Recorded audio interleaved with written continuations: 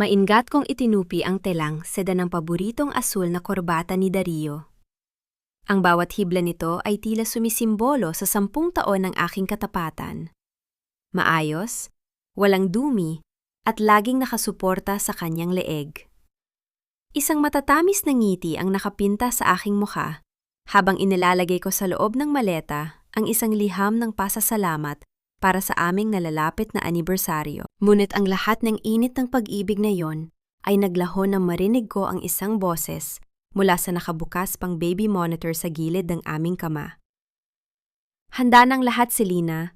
Paglapag ni Amara sa Singapore, sisiguraduhin kong hindi na siya makakalabas ng airport ng buhay dahil sa mga regalo na isiningit ko sa lining ng maleta niya. Tila tumigil ang pag-ikot ng mundo. Ang hangin sa loob ng kwarto ay naging kasing lamig ng yelo na dumadaloy sa aking mga ugat. Hindi ako huminga. Hindi ako gumalaw. Ang boses na iyon, ang boses na madalas bumulong sa akin ng mga pangako ng walang hanggan, ay ang boses na ngayon ay naghuhukay ng aking sariling libingan. Don't worry, baby. Dagdag pa ni Dario, at narinig ko ang mahina niyang tawa na tila musika ng demonyo.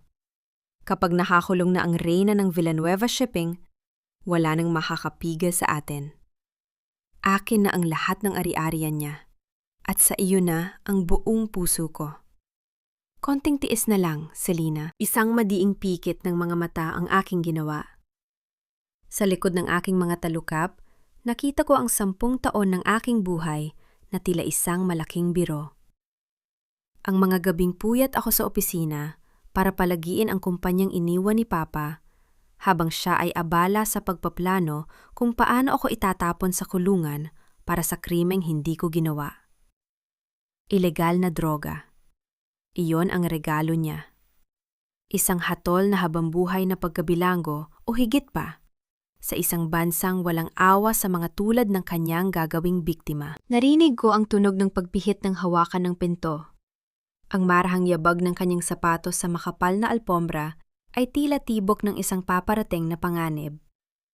Mabilis kong ibinalik ang kurbata sa maleta at humarap sa kanya nang may maskarang kasing kinis ng porselana. Love, you're still not finished packing? Pumasok si Dario na may bitbit na 2 baso ng wine. Ang kanyang ngiti ay perpekto. Ang kanyang mga mata ay nagniningning sa huwad na pag-aalaga. Ayaw nating malatit sa flight mo, right? Malaki ang nakataya sa deal na ito sa Singapore. Oo, Dario, malaki nga ang nakataya. Sagot ko. Ang boses ko ay matatag, walang panginginig. Tinitigan ko siya ng diretso sa mga mata. Sinisiguro ko lang na lahat ng dapat nandoon ay nasa tamang lugar. Lumapit siya sa akin at hinawakan ng aking balikat. Ang kanyang haplos, na dati ay nagbibigay sa akin ng kapanatagan, ngayon ay tila maliliit na uod na gumagapang sa aking balat. You look tired, Amara. Bakit hindi mo muna inumin itong wine? It will help you relax before the long flight. Mamaya na, Dario. I need to double-check the documents. Wika ko, habang dahan-dahang lumalayo sa kanyang hawak. Huwag mo na masyadong isipin ang trabaho. Ako na ang bahala rito habang wala ka. Giit niya, at ang kanyang tono ay nagsimulang magkaroon ng di nakikitang talim. In fact, bakit hindi mo nalang ibigay sa akin ang mga access codes ng main vault? Para kung sakaling may kailangang pirmahan habang nasa biyahe ka, hindi na tayo magkakaproblema. Gaslighting. Ang sining ng pagpapakita na ang lahat ng kanyang ginagawa ay para sa aking ikabubuti, habang dahan-dahan niyang hinihigpitan ang tali sa aking leeg. Nakita ko ang isang mabilis na sulyap niya sa pulang maleta sa ibabaw ng kama. Doon nakatago ang lason. Doon, nakatago ang katapusan ko. Isang malalim na katahimikan ang namayani sa silid. Sa loob ng ilang segundong iyon, ang Amara na mapagparaya, ang Amara na martir, at ang Amara na naniwala sa pag-ibig ay tuluyan ng pumanaw. Ang natira ay ang anak ni Don Alejandro Villanueva, isang babaeng marunong lumaban, marunong magbilang, at higit sa lahat, marunong maningil. Dario! Tawag ko sa kanyang pangalan. Ang ngiti ko ngayon ay hindi naabot sa mga mata. Ito ay isang ngiting kasing talim ng labaha. Yes, love? Tanong niya, halatang nagtataka sa biglang pagbabago ng aura ng kwarto. May nakalimutan pala akong ilagay sa maleta, sabi ko sa tono na tila nagbibiro lamang. Isang bagay na napaka-importante. Isang bagay na sisiguraduhin na ang lahat ng plano natin ay matutupad ng walang mintis. Ano yon? Tanong niya, lumalapit muli. Tumalikod ako at kinuha ang aking cellphone sa bedside table. Kailangan ko lang tawagan ng driver natin. I need him to pick up something from the office before we head to the airport. Ngunit hindi ang driver ang tinawagan ko. Habang nakatalikod ako sa kanya, ang aking mga daliri ay mabilis na nagtipa ng isang mensahe sa aking personal na abogado at sa isang kontak sa loob ng Bureau of Customs. Ihanda ang lahat. May basurang kailangang iligpit. Humarap ako muli kay Dario. Ang kanyang mukha ay puno ng pagkukunyari. Ngunit ang sa akin ay puno ng katotohanang siya lamang ang hindi nakakaalam. Huwag kang mag-alala, Dario, sabi ko habang dahan-dahang isinasara ang zipper ng pulang maleta. Sisiguraduhin ko na sa pagdating ko sa airport, ang lahat ng dapat managot ay makukuha ang nararapat para sa kanila. Hindi niya alam na ang regalo na inilaan niya para sa akin ay muling nakabalot ng maayos. Ngunit sa pagkakataong ito, hindi ito patungo sa Singapore.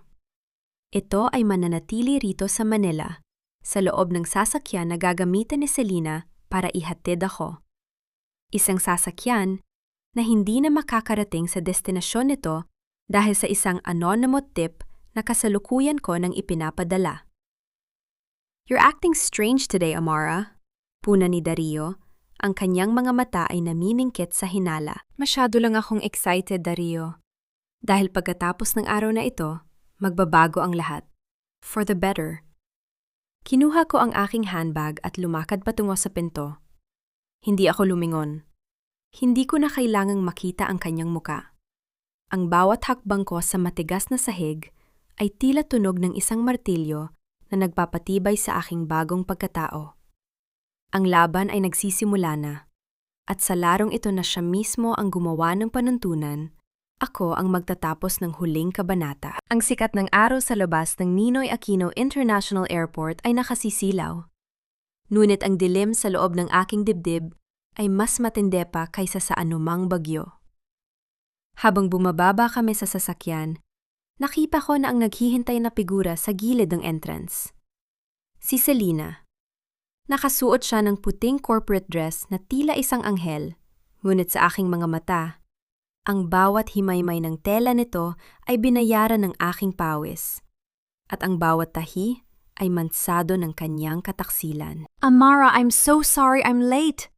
Patakbong lumapit si Selena na may kasamang huwad na pag-aalala. I just wanted to make sure all your itineraries for Singapore are printed and organized. You know how important this trip is. Tiningnan ko siya mula ulo hanggang paa. Ang kanyang mamahaling bag, isang limitadong edisyon na regalo raw sa kanya ng kanyang secret boyfriend, ay nakasukbit sa kanyang balikat. Hindi niya alam na alam ko na kung sino ang boyfriend na yon. Hindi niya alam na ang bag na yon ang magiging kabaong ng kanyang kalayaan. It's okay, Selena. At least you're here. Sagot ko nang may tipid na ngiti. Dario was just telling me how much he trusts you to assist me. Sulyap ko kay Dario na abala sa pagbaba ng aking pulang maleta. May kakaibang kislap sa kanyang mga mata, isang halo ng kaba at antisipasyon. Inaasahan niyang ito na ang huling pagkakataon na makikita niya akong malaya. Lumapit siya sa akin at humalik sa aking noo. Isang halik na naramdaman ko bilang isang malamig na marka ng kamatayan. Take care of yourself there, love, bulong ni Dario. I'll be waiting for your call paglapag mo. Oh, don't worry, Dario. I'm sure someone will call you soon. Wika ko, at pinuhat ko ang aking handbag. Habang naglalakad kami papasok sa terminal, sinadya kong maging malapit kay Selena. Hawak ko ang isang baso ng mainit na latte na binili ko sa tapat. Sa isang iglap, habang papalapit kami sa check-in counter, Tila natapilok ako sa aking sariling sapatos. Ang mainit na kape ay tumapon ng diretso sa puting damit ni Selena. Oh my God! My dress! Tili ni Selena. Ang kanyang mukha na kanina ay napakaamo ay biglang napuno ng inis. I'm so sorry, Selena. How clumsy of me! Sabi ko, habang mabilis na kumukuha ng tissue mula sa aking bag. Go to the restroom, bilis! Baka hindi na matanggal ang mansa niyan. I'll watch your things here. Nag-alangan si Selena. Tumingin siya kay Dario na nakatayo sa di kalayuan. Tumango si Dario. Senyales na ayos lang. Mabilis na ibinigay ni Selena ang kanyang bag sa akin at tumakbo patungo sa pinakamalapit na palikuran. Mayroon lamang akong 120 segundo. Mabilis akong naglakad patungo sa isang sulok na hindi masyadong abot ng mga mata ni Dario. Ang aking mga kamay ay hindi nanginghinig. Ang bawat galaw ko ay tila isang operasyon ng isang bihasang siruhano. Binuksan ko ang lihim na lining ng aking pulang maleta, ang lugar kung saan itinago ni Dario ang lason. Doon ko nakita ang isang maliit na paketeng nakabalot sa plastic at carbon paper. Sa isang mabilis na kumpas, inilipat ko ang paketeng iyon sa pinakailalim na bahagi ng bag ni Selena, sa loob ng isang maliit na pouch ng kanyang makeup. Isinara ko ang zipper. Isinara ko ang aking maleta. Lahat ay natapos sa loob ng 70 segundo. Nang lumabas si Selena mula sa palikuran, basa pa ang kanyang damit at halatang masama ang loob, ibinigay ko ang kanyang bag ng may mapayapang mukha. Better? Don't worry. Once we get to Singapore, I'll buy you a new dress. You deserve it for all your hard work. Thank mo, Amara, sagot niya, pilit anyiti. Dumating na kami sa huling checkpoint ng seguridad. Ang mga canine unit ay naglalakad sa paligid. Ang kanilang mga ilong ay matalas na naghahanap ng anumang bawal. Nakita ko ang paghigpit ng hawak ni Dario sa kanyang sariling cellphone. Alam ko ang iniisip niya. Naghihintay siya na ang mga aso ay tumigil sa harap ko. Naghihintay siyang makita ang mga pulis na pinalilibutan ako. Ngunit ang tadhana ay may ibang plano para sa mga traidor. Habang dumadaan kami sa tapat ng isang malaking asong German Shepherd, bigla itong tumigil. Hindi sa harap ko, hindi sa tapat ng aking pulang maleta. Ang aso ay lundag-lundag na tumahol at hinarang ang daraanan ni Selena. Ang katahimikan sa paligid ay tila nabasag ng tunog ng mabilis na pagtakbo ng mga opisyal ng Anit Narcotics. Ma'am, please step aside. We need to inspect your bag. Wika ng isang opisyal na may seryosong muka. What? No! This is a mistake! Assistant lang ako! Sigaw ni Selena. Ang kanyang boses ay nagsimulang maging matinis sa takot. Tumingin ako kay Dario. Ang kanyang mukha ay nawalan ng kulay. Ang kanyang mga labi ay nanginginig habang pinapanood ang mga pulis na binubuksan ang bag ni Selena. Nang ilabas ng opisyal ang paketeng plastic na puno ng puting kristal, ang buong paligid ay tila nagkaroon ng sariling baha ng bulungan. This isn't mine! Amara, tell them! Dario, tulungan mo ako! Pagmamakaawa ni Selena habang naririnig ang bawat pag-click ng posas sa kanyang mga manipis na braso. Lumapit ako sa kanya, dahan-dahan, hanggang sa magkatapat ang aming mga mukha. Ang aking mga mata ay malamig na parang kamatayan, walang bakas ng pagkagulat o awa. I trusted you, Selena. Binigyan kita ng trabaho, binigyan kita ng tiwala. At ito ang isusukli mo sa akin? Magdadala ka ng ganyan sa harap ko? Hindi sa akin yan! Amara, please! Lumingon ako kay Dario, na tila isang estatwa sa kanyang kinatatayuan. Dario, look at this. Ang taong pinagkakatiwalaan mo sa opisina ay isang kriminal pala. Mabuti na lang at hindi ako ang nadamay, di ba? Hindi makapagsalita si Dario. Ang kanyang plano ay sumabog sa kanyang sariling mukha. Ang babaeng balak niyang pakasalan matapos akong mabulok sa kulungan ay siya ngayong kinakaladkad palayo ng mga otoridad sa gitna ng kahihiyan. Habang hinihila si Selena, tumalikod ako at hindi na lumingon sa kanyang mga pagsusumamo. Kinuha ko ang aking boarding pass at tumingin sa aking relo. Eksaktong sa sandaling iyon, ang cellphone ni Dario sa kanyang bulsa ay tumunog. Isang mensahe mula sa isang hindi kilalang numero ang lumabas sa kanyang screen. How does it feel to watch your pawn fall, Dario? This is just the opening move. Prepare for the checkmate. Nakita ko ang pagbagsak ng balikat ni Dario habang binabasa ang mensahe. Sa gitna ng mataong airport, tumayo ako ng tuwid, ang reyna ng aking sariling kaharian, habang ang mga piraso ng kanyang buhay ay isa-isang naglalaho sa dilim. Ang opisina ni Dario sa loob ng Villanueva Shipping Tower ay amoy mamahaling katad at tabako. Isang amoy na dati ay nagbibigay sa akin ng kapanatagan. Ngunit ngayon ay tila amoy ng isang nabubulok na sikreto. Nakaupo si Dario sa likod ng kanyang malaking lamesang nara. Ang kanyang mga kamay ay nakahawak sa kanyang habang pabalik-balik ang kanyang tingin sa kanyang cellphone. 2 oras na ang nakalilipas mula nang kaladka rin si Selena ng mga pulis sa airport.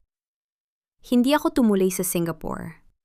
Sinabi ko kay Dario na masyado akong shocked at traumatized para bumiyahe. I can't believe it, Amara. Basag ni Dario sa katahimikan. Ang kanyang boses ay nanginginig, puno ng huwad na lungkot. Si Selena, sa loob ng lahat ng taon na pinagkatiwalaan natin siya sa kumpanya, isa pala siyang drug courier? This is a massive blow to our reputation. Tiningnan ko siya habang dahan-dahan kong inilalapag ang isang basong tubig sa kanyang lamesa. Kaya nga, Dario, it's terrifying. Isipin mo na lang, paano kung sa maleta ko niya nailagay ang mga gamit na yon? I would be in a Singaporean prison right now. Nakita ko ang mabilis na paglunok ni Dario. Ang kanyang mga mata ay panandaliang umiwas sa akin. Good thing the canine dogs were sharp. I was so worried about you, love. Baka balak kanyang i-frame up dahil sa inget. Gaslighting. Alam ko ang laro niya. Sinusubukan niyang ituro ang lahat ng sisi kay Selena upang lumabas siyang malinis at tila isang nag-aalalang asawa. Ngunit ang bawat salitang lumalabas sa kanyang bibig ay tila mga lason na pilit niyang ipinapakain sa akin. Sa loob ng aking isipan, ninais kong sampalin siya. Ngunit mas pinili kong mumiti. Ang ngiting ginagamit ko sa mga board meeting kapag alam kong talo na ang aking kalaban. You're right, Dario. Siguro nga ay ingit lang yun, sabi ko sa isang malambing na tono. But we need to be careful. The authorities will surely investigate the company now. Kailangan nating linisin ang lahat ng records ni Selena bago pa sila makarating dito. You're right, love. Ako na ang bahala sa computer niya at sa mga files. Mabilis na sagot ni Dario. Halatang halata ang kanyang pagmamadali na burahin ang anumang ebidensya na mag-uugnay sa kanya sa krimen. No, Dario. You're too stressed right now. Pagpigil ko sa kanya habang hinahawakan ang kanyang balikat. Go home and rest. Ako na muna ang magbabantay dito sa opisina. I'll ask the IT department to lock Selena's access para walang makialam. Nag-alangan siya, ngunit dahil sa labis na takot na baka may makakita sa kanya na nagbubura ng files, pumayag siya. Okay, just call me if anything happens. Don't push yourself too hard, Amara. Nang marinig ko ang tunog ng pagsasara ng pinto at ang papalayong yabag ng kanyang sapatos sa labas ng hallway, ang aking mukha ay agad na naging kasing tigas ng bato. Wala nang oras para sa pag-arte. Mabilis akong naupo sa tapat ng computer ni Dario. Hindi niya alam na noong nakaraang buwan pa, ay naglagay na ako ng isang spyware sa kanyang system sa pamamagitan ng isang kunwaring software update. Sa ilang mabilis na pindot sa keyboard, bumukas ang mga nakatagong folder na hindi makikita ng isang ordinaryong user. Ang aking mga mata ay naningkit habang binabasa ang mga digital na dokumento. Hindi lamang ito tungkol sa droga. Nakita ko ang isang serya ng mga transaksyon sa ilalim ng pangalang Arturo Salcedo. Si Arturo, ang maimpluwensyang politiko na laging nasa mga party ng mga elitista sa Makati. May mga invoice para sa mga special shipments na hindi kailanman dumaan sa opisyal na inspeksyon ng Villanueva Shipping.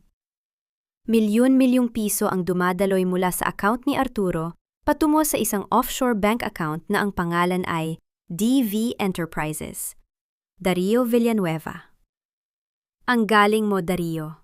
Bulong ko sa sarili habang mabilis kong kinokopya ang lahat ng file sa aking encrypted drive. Ginamit mo ang pangalan ng tatay ko para protektahan ang illegal na negosyo ng isang halimaw. Ngunit ang tunay na pasabog ay nasa huling folder. Binuksan ko ang isang PDF file na may pamagat na Consignment Agreement, Project Diamond. Naramdaman ko ang biglang paglamig ng aking buong katawan. Ang dokumento ay isang kasunduan para sa pagpapadala ng malalaking bulto ng ipinagbabawal na gamit na nakabalot bilang mga kagamitan sa konstruksyon. At sa ibabang bahagi ng pahina, nakita ko ang pirma ng General Manager ng Villanueva Shipping. Ang pirma ko. Isang perpektong panggagaya sa aking pirma. Ang bawat kurba, ang bawat tuldok, ay tila ako mismo ang sumulat. Kung titingnan ito ng sinumang autoridad, ako ang lilitaw na utak ng buong operasyon. Hindi lamang pala niya ako gustong ipakulong sa Singapore. Balak din niyang iwan sa akin ang lahat ng dumi ng kumpanya habang siya ay tumatakas bitbit ang pera ni Arturo. Ang galit na kanina, ko pa sinusubukang pigilin ay tila isang bulkang sumabog sa loob ng aking dibdib. Pinisil ko ang gilid ng lamesa ng napakadiin hanggang sa bumaon ng aking mga kuko sa kahoy. Ang bawat sakripisyo ko, ang bawat gabi na hindi ako natulog para lang protektahan ang legacy ni Papa, ay ginawa niyang sandata laban sa akin. Narinig ko ang tunog ng pagpihit ng knob ng pinto. Mabilis kong hinugot ang aking drive at isinara ang lahat ng windows sa monitor. Amara, bakit hindi ka pa na nakakandado? Ang boses ay mula sa gwardiya ng gabi, ngunit sa aking pandinig, tila boses na ito ng paparating na panganib. Tumayo ako at inayos ang aking buhok. Ang aking puso ay tumitibok ng mabilis, hindi dahil sa takot, kundi dahil sa pagkasabik. Alam ko na ang susunod kong hakbang. Kung gusto ni Dario ng isang gyera kung saan ako ang biktima, bibigyan ko siya ng isang palabas kung saan siya ang magiging bangkay. Paglabas ko ng gusali, tumingala ako sa madilim na langit ng Maynila. Ang ulan ay nagsisimulang pumatak, kasing lamig ng aking plano. Kinuha ko ang aking cellphone at nagdial ng isang numero na matagal ko nang hindi tinatawagan. Attorney? I need to file for something. No, not a divorce. Something much more permanent. Humarap ako sa salamin ng kotse at tinitigan ang aking sarili. Wala na ang Amara na nagmamahal. Ang natira ay ang Amara na maninira. Ang opisina ni Dario sa loob ng Villanueva Shipping Tower ay amoy mamahaling katad at tabako. Isang amoy na dati ay nagbibigay sa akin ng kapanatagan. Ngunit ngayon ay tila amoy na ng isang nabubulok na bangkay ng aming pagsasama. Nakaupo si Dario sa likod ng kanyang malaking lamesang nara. Ang kanyang mga kamay ay nakahawak sa kanyang habang pabalik-balik ang kanyang tingin sa kanyang cellphone na tila isang hayop na nakakulong sa hawla. 2 oras na ang nakalilipas mula nang kaladkarin si Selena ng mga pulis sa airport. Hindi ako tumuloy sa Singapore. Sinabi ko kay Dario na masyado akong gulantang at nanghihina para bumiyahe. I can't believe it, Amara. Basag ni Dario sa katahimikan. Ang kanyang boses ay nanginghinig. Puno ng wad na lungkot na halos mapaniwala ang sinumang hindi nakarinig sa usapan nila kanina.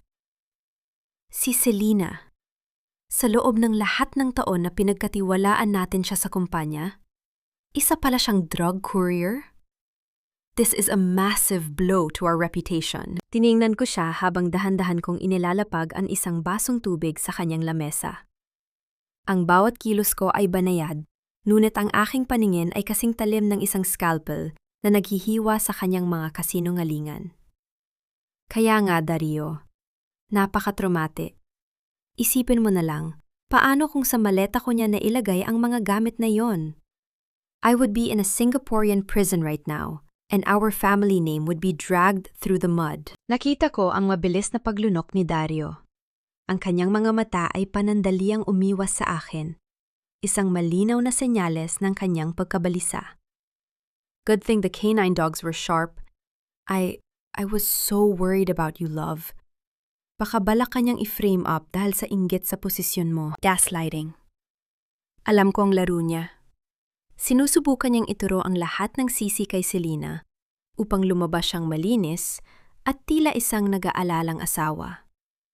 Ngunit ang bawat salitang lumalabas sa kanyang bibig ay tila mga lason na pilit niyang ipinapakain sa akin.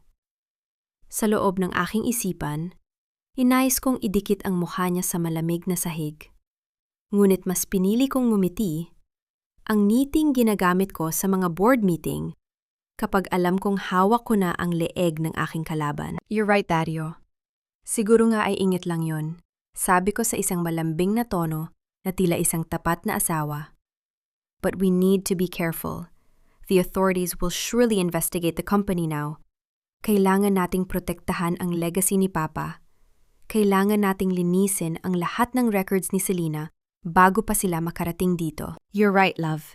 Ako na ang bahala sa computer niya at sa mga files, mabilis na sagot ni Dario. Halatang halata ang kanyang pagmamadali na burahin ang anumang ebidensya na mag-uugnay sa kanya sa krimen. No, Dario, you're too stressed right now. Pagpigil ko sa kanya habang hinahawakan ang kanyang balikat.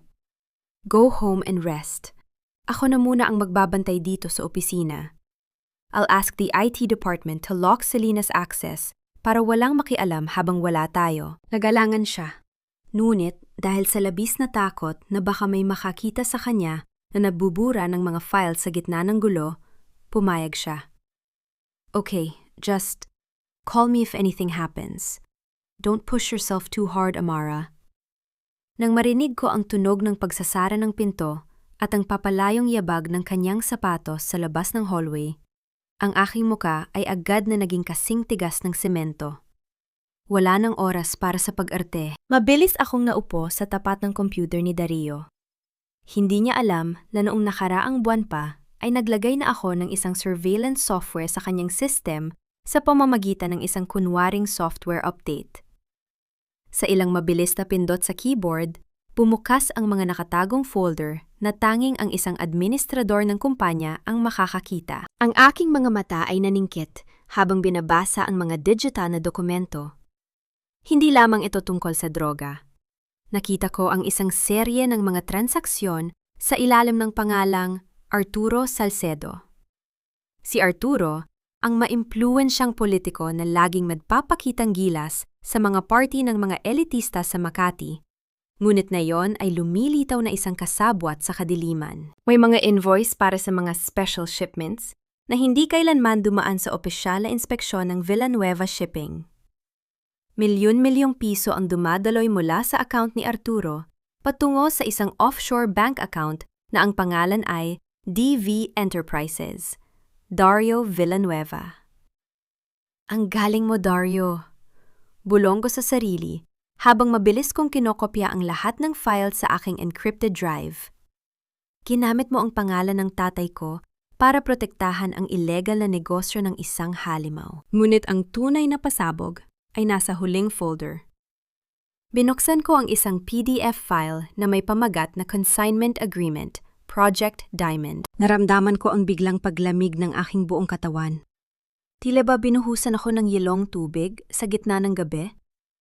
Ang dokumento ay isang kasunduan para sa pagpapadala ng malalaking bulto ng ipinagbabawal na gamit na nakabalot bilang mga kagamitan sa konstruksyon. At sa ibabang bahagi ng pahina, nakita ko ang pirma ng General Manager ng Villanueva Shipping. Ang pirma ko, isang perpektong panggagaya sa aking pirma. Ang bawat kurba, ang bawat tuldok ay tila ako mismo ang sumulat. Kung titingnan ito ng sinumang awtoridad, ako ang lilitaw na otak ng buong operasyon. Hindi lamang pala niya ako gustong ipakulong sa Singapore. Balak din niyang iwan sa akin ang lahat ng dumi ng kumpanya habang siya ay tumatakas bitbit ang pera ni Arturo. Ang galit na kanina ko pa sinusubok ang pigilin ay tila isang bulkang sumabog sa loob ng aking dibdib. Pinisil ko ang gilid ng lamesa ng napakadiin hanggang sa bumaon ang aking mga kuko sa kahoy. Ang tunog ng paglangit-nehit ng mesa ay tila tugon sa aking puot. Ang bawat sakripisyo ko, ang bawat gabi na hindi ako natulog para lang protektahan ang pangalan ng aking ama, ay ginawa niyang sandata para sa aking pagkawasak. Narinig ko ang tunog ng pagpihit ng hawakan ng pinto mula sa labas. Mabilis kong hinugot ang aking drive at isinara ang lahat ng window sa monitor sa loob ng isang iglap. Amara, bakit hindi ka pa nakakandado? Ang boses ay mula sa gwardiya ng gabi, ngunit sa aking pandinig, tila boses na ito ng isang babala. Tumayo ako at inayos ang aking buhok ng walang kahirap-hirap. Ang aking puso ay tumitibok ng mabilis, hindi dahil sa takot, kundi dahil sa pagkasabik sa paghihigante. Alam ko na ang susunod kong hakbang. Kung gusto ni Dario ng isang giyera kung saan ako ang biktima, bibigyan ko siya ng isang palabas kung saan siya ang magiging bangkay na walang hantungan. Paglabas ko ng gusali, tumingala ako sa madilim na langit ng Maynila. Ang ulan ay nagsisimulang pumatak ng marahan, kasing lamig ng aking plano na ngayon ay ganap na. Kinuha ko ang aking cellphone at nagdial ng isang numero na matagal ko nang hindi ginagamit. Attorney, I need to file for something. No, not a divorce. Something much more permanent. Humarap ako sa salamin ng kotse at tinitigan ang aking sarili. Wala. Madilim na ang buong opisina maliban sa lampara sa aking lamesa. Ang katahimikan ng gabi ay nabasag nang marinig ko ang pagbukas ng pinto ng walang katok. Hindi ito ang gwardiya. Ang amoy ng mamahaling sandalwood at ang aura ng kapangyarihan na pumasok sa silid ay kasing bigat ng isang paparating na sakuna. Si Arturo Salcedo. Tumayo siya sa harap ng aking lamesa. Ang kanyang mga mata ay tila dalawang uling na nagnininga sa dilim. Ang kanyang bespoke suit ay walang kagusot-gusot, at ang kanyang ngiti ay hindi nagtataglay ng anumang init. Amara, you look remarkably composed for a woman whose company is currently under the radar of the authorities. Wika ni Arturo. Ang kanyang boses ay malalim. Bawat salita ay tila isang babala na binalot sa pelus. Arturo, this is a surprise. I didn't know the Vice Governor still finds time to visit a humble shipping office at this hour. Sagot ko nang hindi nagbabago ang tono. Nanatili akong nakaupo. Pinagmamasdan ang bawat galaw niya. Lumapit siya at ipinatong ang kanyang mga kamay sa aking lamesa. Ang kanyang mga daliri ay may suot na gintong singsing na may malaking sapiro. Let's skip the formalities, Amara. Ang nangyari kay Selena sa airport ay isang leak na kailangang tapalan. Dario tells me you're shocked, but I see something else in your eyes. I see curiosity. And curiosity is a very dangerous trait in a Villanueva. Ramdam ko ang lamig na nagmumula sa kanyang mga salita. Sinusubukan niya akong takutin. Sinusubukan niyang iparamdam na maliit lamang akong insekto sa ilalim ng kanyang sapatos. Ngunit hindi niya alam na ang insektong ito ay may dalang lason na kayang pumatay ng isang higante. Curiosity? No, Arturo. It's called due diligence. As the owner of this company, I need to know why my husband is making deals behind my back. Sabi ko habang dahan-dahang isinasara ang aking laptop. And based on what I've seen, it's not just a leak.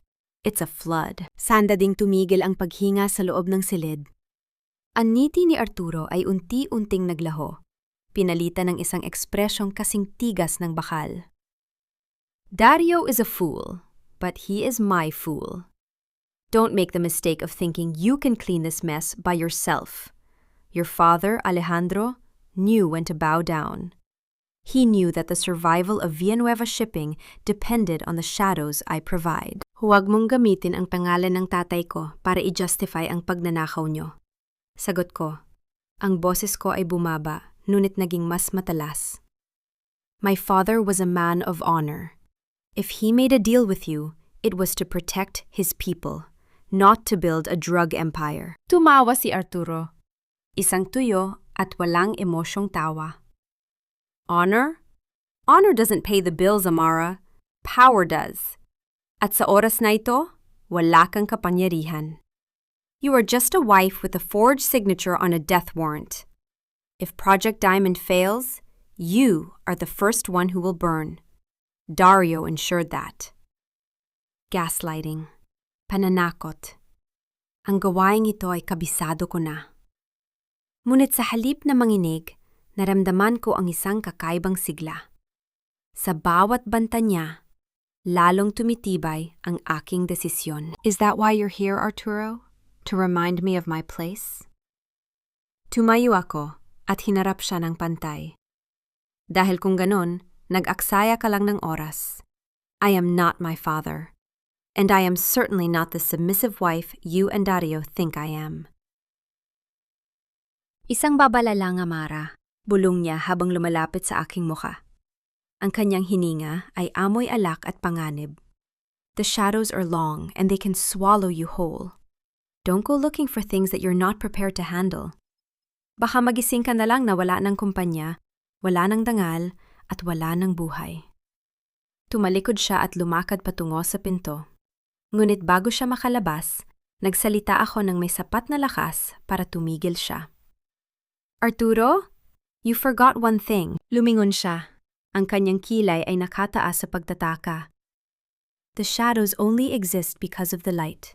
And I am about to turn the sun on. Hindi siya sumagot. Isinara niya ang pinto nang may malakas na tunog na yumanig sa mga dingding ng aking opisina. Nanatili akong nakatayo. Ang aking puso ay tumitibok ng mabilis, ngunit may ritmo ng tagumpay. Mabilis kong binuksan muli ang aking laptop. May isang file akong hindi napansin kanina. Isang audio recording mula sa isang nakatagong device sa kotse ni Dario. Pinindot ko ang play. Ang boses ni Dario ang narinig ko. Kausap ang isang hindi kilalang lalaki. Arturo is getting impatient.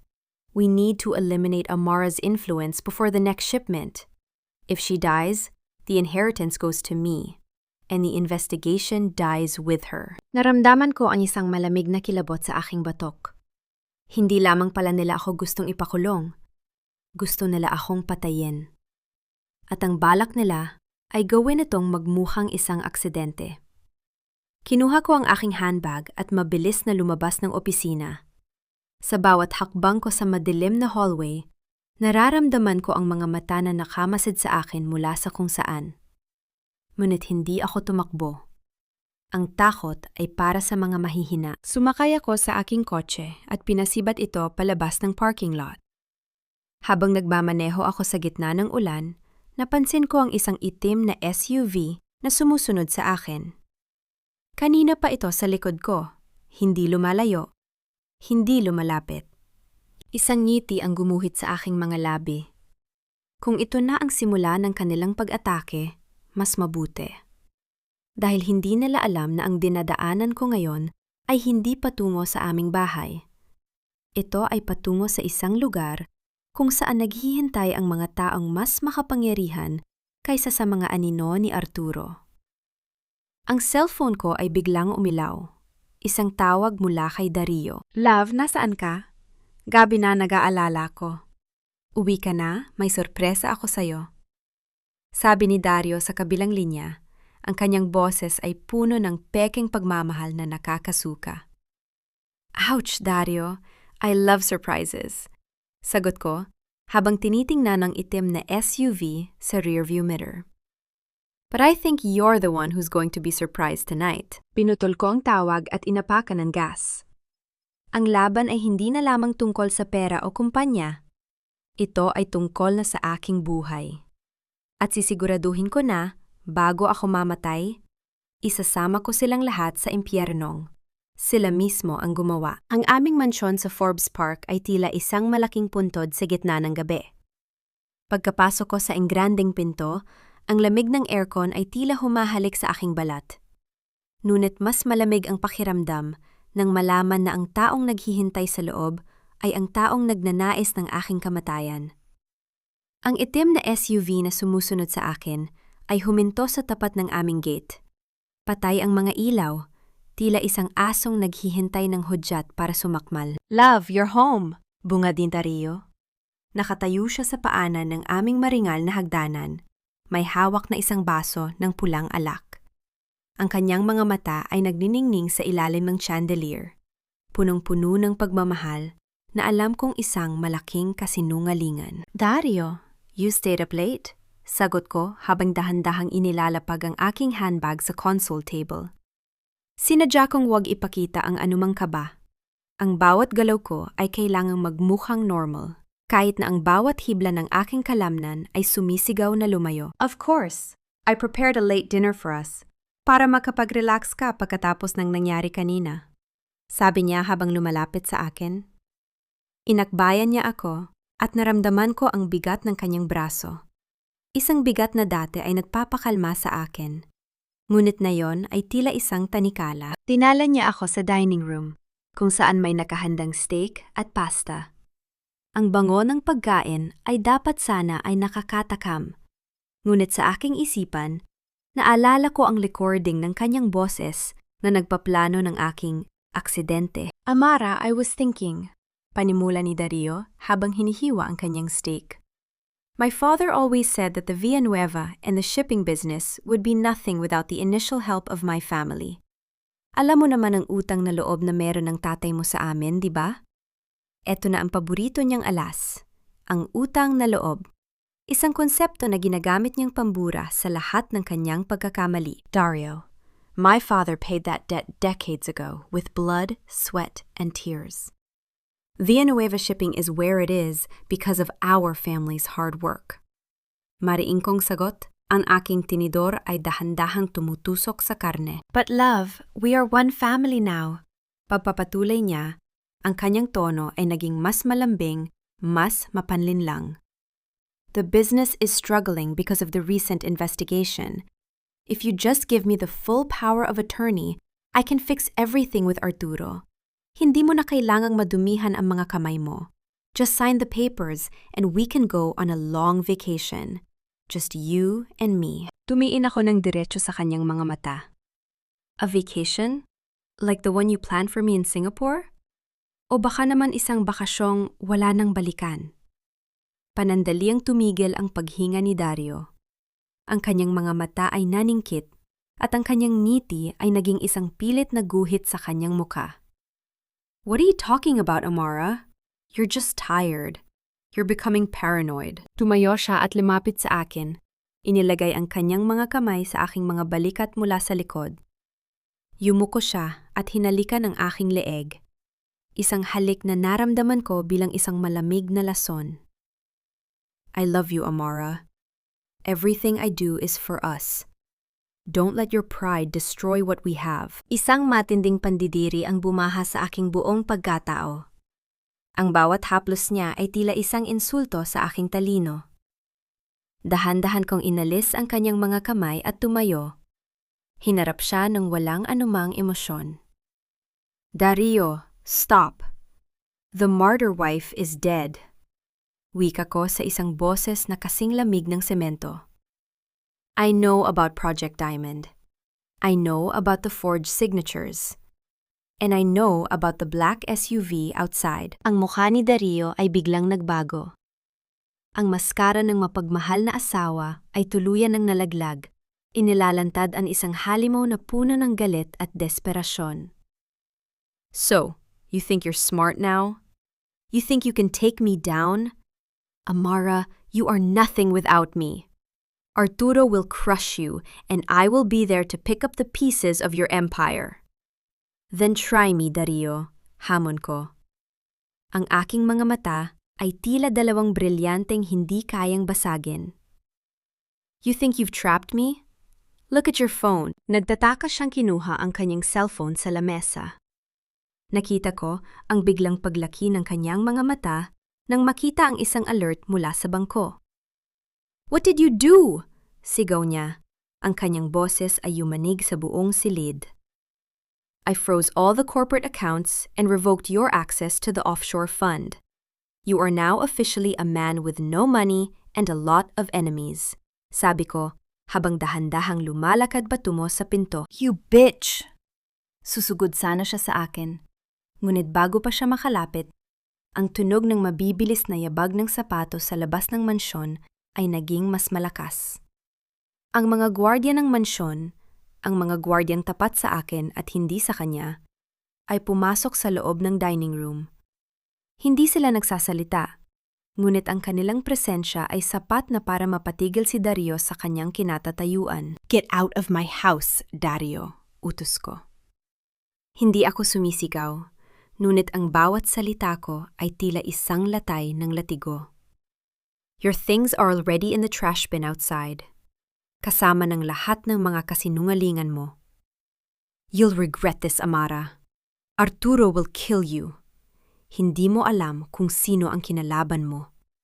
Huling sigaw ni Dario habang kinakaladkad siya ng mga gwardya palabas ng pinto. Nang muling bumalik ang katahimikan sa mansyon, naramdaman ko ang isang malalim na paghinga. Ang aking mga kamay ay nanginginig. Hindi dahil sa takot, kundi dahil sa pagpapakawala ng lahat ng sakit na itinago ko. Lumapit ako sa bintana at nakita ko ang itim na SUV na mabilis na humaharurot paalis. Kasunod ang sasakyang kinalalagyan ni Dario. Kinuha ko ang aking cellphone at tiningnan ang isang video file na ipinadala sa akin ng aking private investigator. Isang video ni Selena sa loob ng kulungan.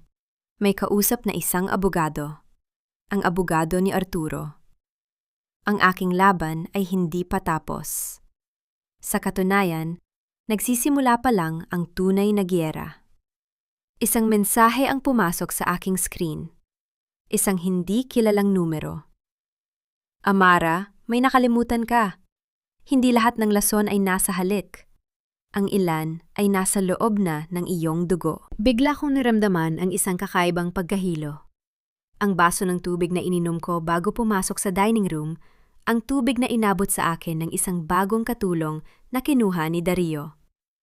Ang paningin ko ay nagsimulang lumabo, at ang huling nakita ko bago ako tuluyang bumagsak sa sahig ay ang anino ng isang tao na dahan-dahang pumapasok sa aking silid. Ang paningin ko ay tila isang basag na salamin. Ang bawat piraso ng paligid ay hiwa-hiwalay, malabo at umiikot. Naramdaman ko ang malamig na sahig sa aking pisingi, isang paalala na ako ay bumagsak. Ngunit ang aking isipan ay pilit na bumabangon. Hindi ito nakamamatay na lason.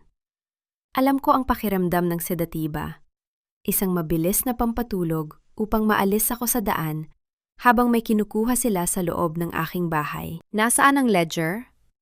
Isang boses ang narinig ko mula sa malayo. Hindi ito si Dario. Ito ay isang boses na malalim at puno ng kalupitan. Isa sa mga tauhan ni Arturo. Narinig ko ang kalabog ng mga gamit na itinatapon, ang pagpunit ng mga kurtina, at ang pagbukas ng mga cabinet sa aking silid.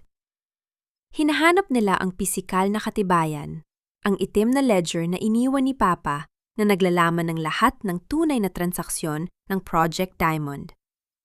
Ang digital files na nakuha ko ay sapat na para sa akin, ngunit ang orihinal na ledger ang kailangan para tuluyang mabulok sa kulungan si Arturo Salcedo. Kailangang kumilos. Kinagat ko ang aking ibabang labi ng napakadiin hanggang sa malasahan ko ang pait ng sarili kong dugo. Ang sakit ay nagsilbing kislap para magising ang aking mga kalamnan. Dahan-dahan, gamit ang bawat hibla ng aking lakas, gumapang ako patungo sa ilalim ng aking vanity table. Doon, sa isang lihim na compartment na tanging ang dugong Villanueva lamang ang nakakaalam, ay may nakatagong maliit na hiringgilya. Isang adrenaline shot para sa mga ganitong pagkakataon. Nang itusok ko ang karayom sa aking hita, naramdaman ko ang isang mainit na bugso ng enerhiya na dumalay sa aking mga ugat. Ang malabong paningin ay luminaw. Ang panghihina ay pinalitan ng isang malamig at kalkuladong galit. Tumayo ako ng walang ingay. Ang mga yabag ng sapatos ng mga lalaki sa kabilang kwarto ay naging hudyat ng aking bawat galaw. Kinuha ko ang isang matulis na letter opener mula sa ibabaw ng lamesa. Hindi ito baril, ngunit sa kamay ng isang babaeng wala nang kinakatakutan. Ito ay isang nakamamatay na sandata. Dahan-dahan akong lumabas ng silid at nagtungo sa library ni Papa. Alam ko kung nasaan ang ledger. Hindi ito nakatago sa likod ng mga libro o sa loob ng isang vault. Nakatago ito sa mismong istruktura ng gusaling ito. Pinihit ko ang isang maliit na dekorasyong tanso sa gilid ng fireplace. Isang mahinang tunog ng mekanismong gumagalaw ang narinig sa loob ng dingding at isang maliit na siwang ang bumukas. Doon, nakabalot sa lumang plastik, ay ang itim na ledger. Nahanap ko na! Sigaw ng isang lalaki mula sa pinto ng library. Humarap ako sa kanya. Dalawang lalaking nakasuot ng itim na maskara ang nakatayo, may hawak na mga baril. Ngunit bago pa nila maikasa ang kanilang mga armas, isang matinding liwanag ang tumama sa kanilang mga mata mula sa mga industrial strobe lights na itinanim ko sa library noong nakaraang linggo bilang bahagi ng aking security upgrade. Habang sila ay panandaliang nabulag, kumilos ako ng mabilis. Gamit ang letter opener, itinusok ko ito sa braso ng unang lalaki, dahilan upang mabitawan niya ang kanyang baril. Ang ikalawang lalaki ay sinubukan akong sipaing, ngunit mabilis akong umiwas at hinampas siya ng isang mabigat na estatwang kristal sa kanyang ulo. Ang tunog ng pagkabasag ng kristal ay yumanig sa katahimikan ng gabi. Hindi ako tumigil. Kinuha ko ang ledger at ang baril na nahulog at mabilis na tumakbo patungo sa secret passage sa likod ng library na patungo sa garahe. Amara, hindi ka makakatakas! Narinig ko ang sigaw ni Dario mula sa intercom ng bahay. Ang boses niya ay puno ng desperasyon. Nasa labas ang mga tao ni Arturo. Ibigay mo na ang ledger at baka mapatawad pa kita. Magkita tayo sa impyerno, Dario! Sigaw ko pabalik habang isinasara ang pinto ng lagusan. Pagdating ko sa garahe, sumakay ako sa aking bulletproof na SUV. Pinaharurot ko ito palabas. Binangga ang gate ng mansyon na pilit nilang hinarangan ng isa pang sasakyan. Ang tunog ng pagbangga ng bakal sa bakal ay tila isang deklarasyon ng digmaan. Habang nagmamaneho ako palayo sa Forbes Park, binuksan ko ang unang pahina ng ledger gamit ang isang kamay. Ang aking puso ay tila tumigil sa pagtibok nang mabasa ko ang unang pangalan sa listahan ng mga tumanggap ng payoff mula kay Arturo Salcedo. 10 taon na ang nakalilipas. Hindi ito si Papa. Ang pangalang nakasulat sa itaas, na may pirma at petsa, ay ang pangalan ng kasalukuyang Chief of Police ng lungsod. Ang taong tinatawagan ko para humingi ng saklolo. Naramdaman ko ang isang malamig na pawis na namumuo sa aking noo. Ang traidor ay hindi lamang nasa loob ng aking kama. Ang traidor ay nasa bawat sulok ng sistemang inaasahan kong magliligtas sa akin. Tiningnan ko ang rearview mirror. 5 itim na sasakyan ang kasalukuyang humahabol sa akin. Ang kanilang mga ilaw ay tila mga mata ng mga halimaw na gutom sa aking laman. Kinuha ko ang aking cellphone at nagdayan ng isang numero na matagal ko nang itinago. Isang pribadong linyang patungo sa isang taong hindi kayang bilhin ni Arturo. Isang dating general na may malaking utang na loob sa aking ama. General, it's Amara Villanueva. Ang Project Diamond ay hindi lamang tungkol sa droga. Ito ay tungkol sa isang kudeta. At hawak ko ang listahan ng lahat ng kasabwat. Ang ulan ay nagsimulang bumuhos ng malakas. Tila sinusubukang linisin ang kalsadang puno ng dugo at kasinungalingan. Alam ko na, ang gabing ito ay maaaring ang huling gabi ng aking buhay. Ngunit mamamatay akong nakatayo, yakap ang katotohanang dudurog sa kanilang lahat. Ang ulan ay tila mga bala ng tubig na humahampas sa aking windshield. Ngunit mas matindi ang mga tunay na balang tumatama sa katawan ng aking SUV. Naririnig ko ang bawat pag-alingaw-ngaw ng putok ng baril mula sa mga sasakyang humahabol sa akin.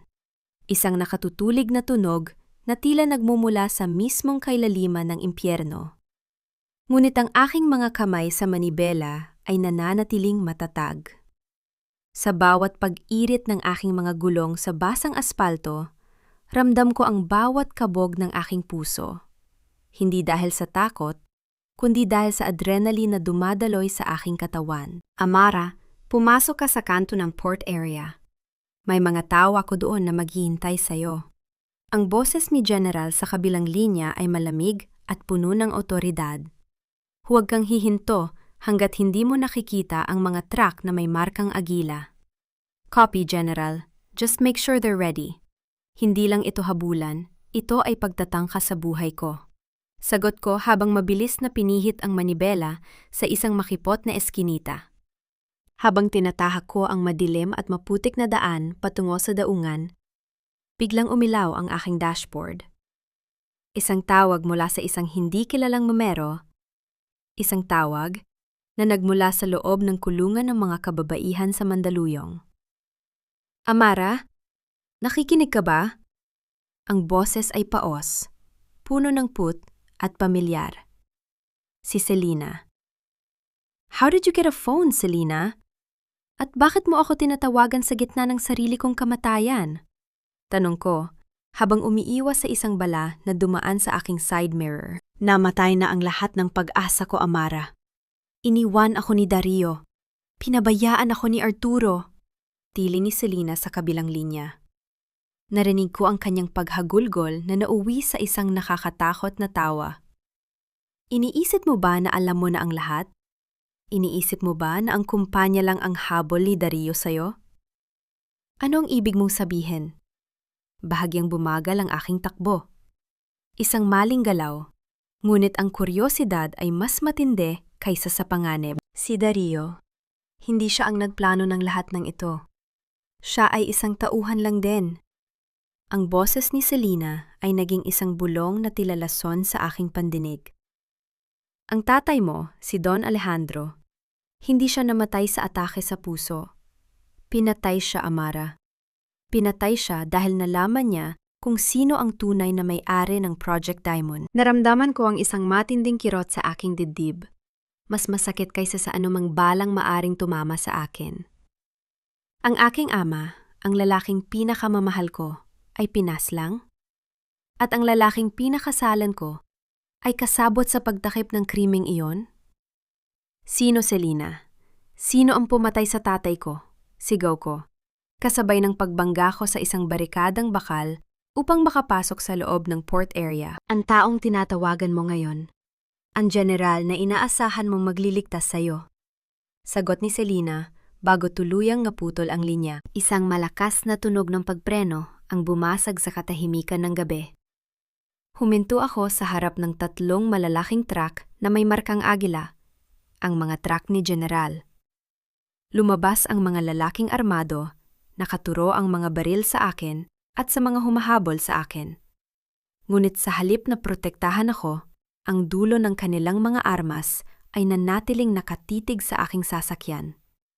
Bumukas ang pinto ng isang itim na van at lumabas si General, kasama si Dario na may hawak na panyo sa kanyang sugatang mukha. Amara, ibigay mo na ang ledger, wika ni General sa isang boses na kasing tigas ng bakal.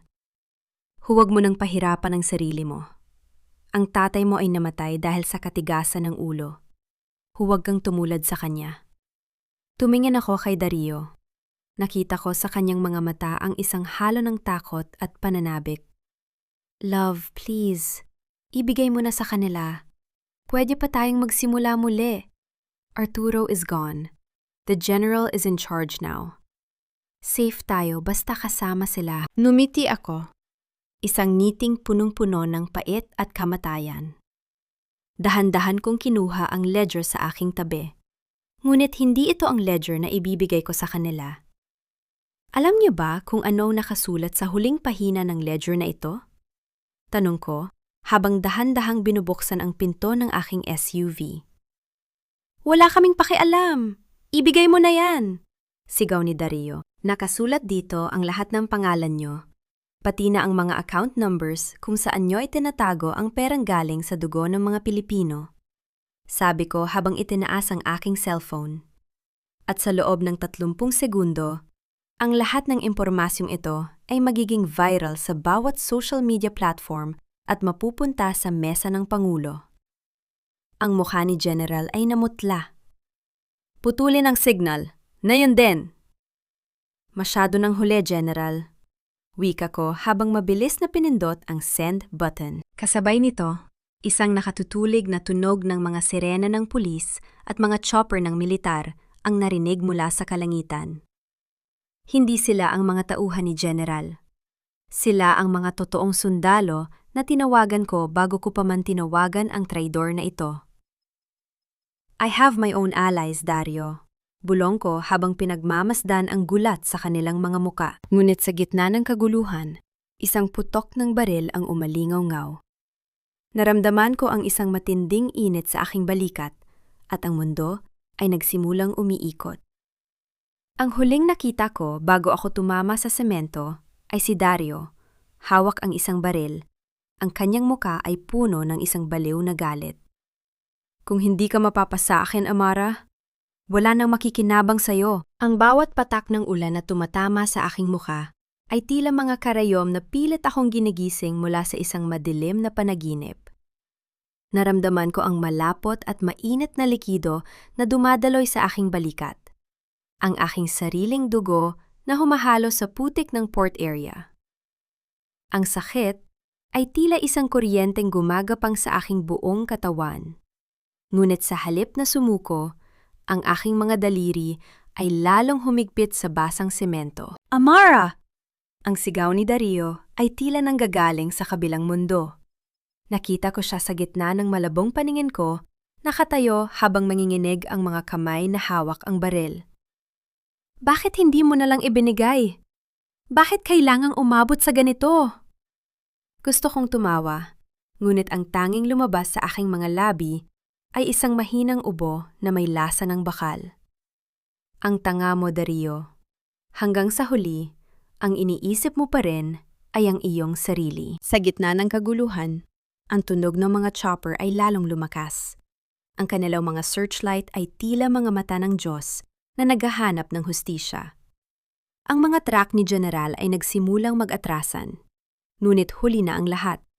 Isang kumpol ng mga armadong lalaki na nakasuot ng itim na tactical gear ang mabilis na bumaba mula sa mga van na hindi ko inaasahan.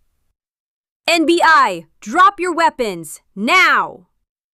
Ang utos ay kasing talim ng kidlat. Sa gitna ng palitan ng putok, naramdaman ko ang isang pares ng malalakas na braso na binuhat ako. Hindi ito ang mga tauhan ni General. Amoy kape at sigarilyo ang lalaking kumuha sa akin. Isang amoy na pamilyar sa mga taong gumugugol ng gabi sa paghahanap ng katotohanan. Stay with me, Mrs. Villanueva. Hindi ka mamamatay rito. Wika ng isang boses na malalim at seryoso. Si Agent Lucas Valeriano ng National Bureau of Investigation. Ang lalaking lihim kong pinadalhan ng kopya ng ledger bago pa man ako pumunta sa daungang ito. Isinakay ako sa loob ng isang ambulansya na protektado ng mga escort. Habang nililinis ng mga medic ang aking sugat, nanatiling nakatitig sa akin si Lucas. Ang kanyang mga mata ay walang emosyon. Tila binabasa ang bawat iniisip ko. You're a reckless woman, Amara. Sabi niya habang iniabot ang isang tablet na nagpapakita ng mga balita sa social media. Ang Project Diamond ay nagtrending na sa buong bansa. Ang mga mukha ni Arturo at General ay nakapaskil na sa bawat screen. You almost got yourself killed for a few likes and shares. It's not for the likes, Agent, sagot ko. Pilit na iniinda ang hapdi ng bawat tahi sa aking balikat. It's for the truth.